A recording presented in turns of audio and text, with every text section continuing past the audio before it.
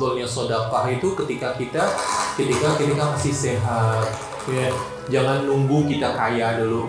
Nanti kalau udah ada duit baru kita sedekah. Jangan. Sahih syahih.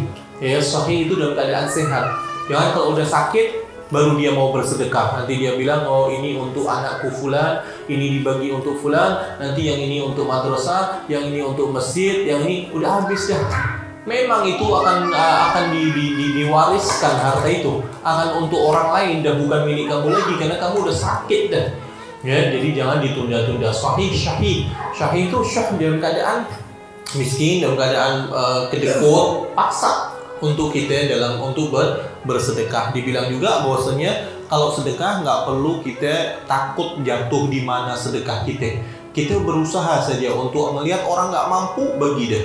Ya, jangan pikir nanti digunakan untuk apa sedekahku. Nanti jangan-jangan yang menerima aku adalah pencuri. Ya, karena Rasulullah menceritakan ada satu orang bersedekah kepada seorang pencuri.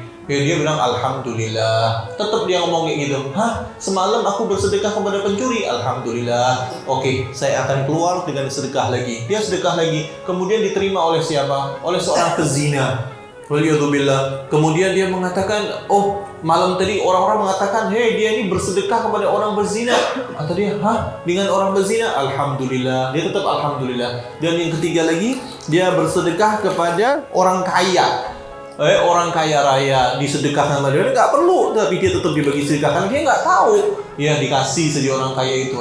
Kemudian orang-orang pada cakap, dia itu bersedekah kepada orang yang kaya. Kemudian dia tetap mengatakan alhamdulillah. Katanya, kenapa tetap bersyukur? Karena niatnya udah dapat pahala. Semoga ketika aku bersedekah kepada pencuri, maka pencuri itu akan menjaga marwah dia, menjaga iffah dia, dan dia taubat nggak mencuri lagi karena udah cukup. Ya, semoga ketika aku bersedekah kepada orang berzina tadi, semoga dengan sedekahku tadi membuat dia tidak perlu berzina lagi karena dia sudah cukup. Ya, kepada orang kaya, semoga orang kaya tadi mengambil perhatian dan mengambil contoh sehingga orang kaya tadi juga mau bersedekah dari apa-apa yang Allah bagi kepadanya. Ya, ini termasuk kita baca singkat saja dari hadis-hadis yang kita baca juga ketika pentingnya kita sedekah sir.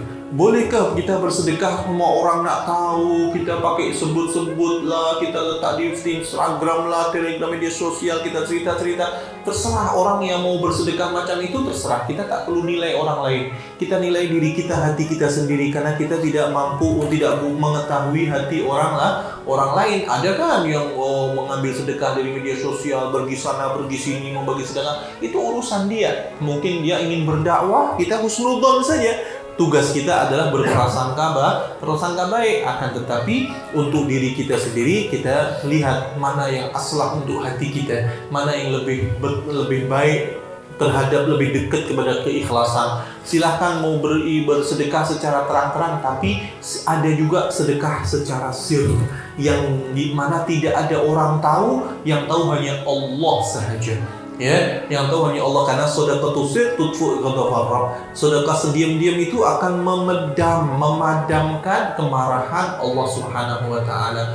Jadi kita dikisahkan bahwasanya cucu dari Rasul, cicit dari Rasul sallallahu alaihi wasallam, Sayyidina Ali Zainal Abidin Ibn Husain, Ibn Ali bin Abi Talib, Ibn Fatimah Zahra bintu Rasul sallallahu alaihi wasallam. Beliau terkenal dengan sifat beliau as-sajjad. Ya, apa itu as-sajjad? Karena beliau banyak sujudnya. Salatnya itu dalam sehari sampai 1000 rakaat. Ya, salatnya sampai 1000 rakaat salatnya. Ibadahnya luar biasa, sampai ketika dia sedang ibadah rumahnya kebakaran, dia diem saja tetap sholat, sampai jiran-jirannya teriak-teriak, ya ahlul bait, ya ibnu Rasulillah, al-harik, kebakaran, dia nggak dengar, dia diem aja, dia tetap sholat terus. Selesai, sudah habis rumahnya, orang-orang tanya, kamu kenapa nggak lari, kenapa nggak keluar, kan ada api. Aku terlupakan panasnya api dunia karena aku sedang memikirkan api yang lebih panas lagi, sedang memikirkan akhirat, sedang khusyuk dalam sholatnya. Apa yang mau Anda sampaikan? Beliau sukanya amal ibadahnya, ya selain ibadah beliau bersedekah secara diam-diam.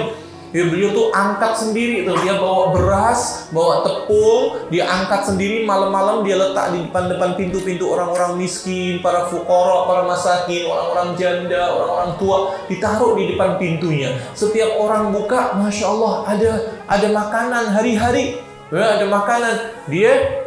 Orang-orang nggak ada yang tahu bahwasanya yang melakukan itu adalah As-Sajjad, Al-Imam Ali Zainal Abidin, ya. Yang nggak ada yang tahu. Kapan tahunya? Ketika Sayyidina Ali Zainal Abidin meninggal, ya, ketika dicuci, jadi dibasuh, dimandikan, ya, terlihat di sini itu ada hitam gitu, bekas mengangkat barang berat gitu. Karena diangkat sendiri. Seorang imam, seorang waliullah, seorang yang soleh, seorang yang besar, dia bawa sendiri ini zakatnya, ini sedekahnya setiap dikirim. Lepas itu setelah beliau meninggal, orang-orang kehilangan.